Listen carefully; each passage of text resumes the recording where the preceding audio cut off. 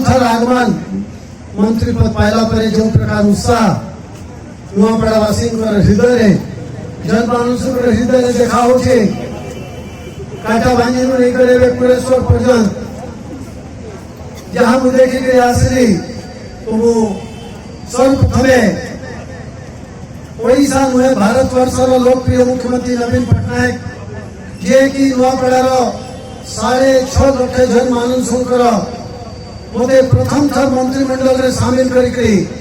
और कैबिनेट पाया जाइकरी जा नुआपड़ावासी सम्मान करिछन तो मु नुआपड़ावासी तरफ सर्वप्रथमे